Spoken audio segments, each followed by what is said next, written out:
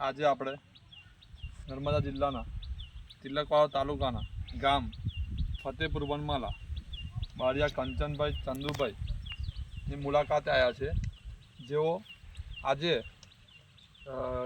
અંબામાના પહેલા નોરતા પર પ્રાકૃતિક કૃષિ ફાર્મ એટલે કે પંચસ્તરીય મોડલ ફાર્મની મુહૂર્ત કરેલું છે।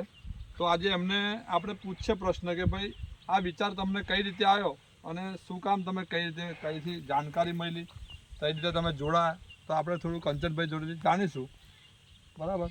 તો તમારું નામ શું? બારિયા કંચનભાઈ ચંદુભાઈ, ફતેપુર વનમાળા, તાલુકો તિલકવાડા, જિલ્લો નર્મદા। કંચનભાઈ, તમને આ પ્રાકૃતિક કૃષિનો ખ્યાલ કઈ રીતે આવ્યો? અમે છેલ્લા 2012-13થી આત્મા પ્રોડક્ટમાં જોડાયા, ત્યારથી અમે ગાય આધારિત શાકભાજીની ફળફળાદી આવી રીતે ખેતી કરતા હતા। અને ત્યારબાદ પછી આ 2019માં સુભાષ પાલેકરની શરૂઆત કરી, ત્યારથી પછી આ પંચવર્ષીય મોડલ નીકળ્યું 2024માં, અને સાહેબોએ અમને જાણ કરી એ બદલ અમે એના દ્વારા બરાબર। તો આ પંચસ્તરીય મોડલ ફાર્મ તમે કયા આગળ જોવા ગયેલા?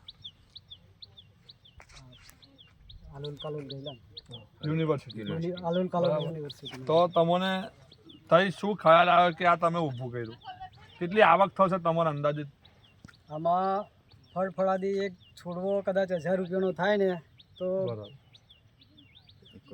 એકરમાં 450 છોડવા થાય તો 5-6 લાખનું ઉત્પાદન મળે, અને ગાય આધારિત છે એટલે ઝીરો બજેટ છે આની મેં કોઈ ખર્ચો છે નહીં, બરાબર? અને આ હેતુથી તમે કયા કયા ખાતાનો આભાર માનો છો? આત્મા પ્રોડક્ટ, બીજું બાગાયત, બીજું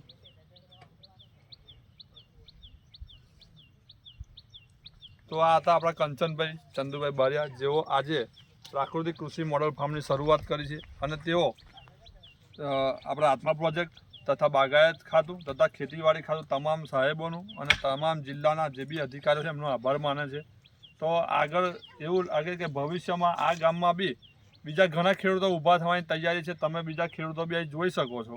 તો આપણે દરેક જણા પંચસ્તરીય મોડલ ફાર્મ અને પ્રાકૃતિક કૃષિ તરફ વળશું તો એક દિવસે આપણે જીવન બી સુધરશે, લોકોનું સ્વાસ્થ્ય બી સુધરશે, લોકો ગ્રામ્ય જીવન બી ઊંચું આવશે, અને જે આપણો સ્લોગન છે આપણા માનનીય રાજ્યપાલશ્રીનો કે ગામનો પૈસો ગામમાં અને શહેરનો પૈસો બી ગામમાં, તે એક ઉદાહરણ તરીકે આજે અહીંયા આપણે મુહૂર્ત ચાલુ કર્યું હતું। તો આપણે કંચનભાઈને ખૂબ ખૂબ આભાર કે એમને આ પ્રાકૃતિક કૃષિ તરફ પ્રયાણ કર્યું। જય હિન્દ, જય કિસાન।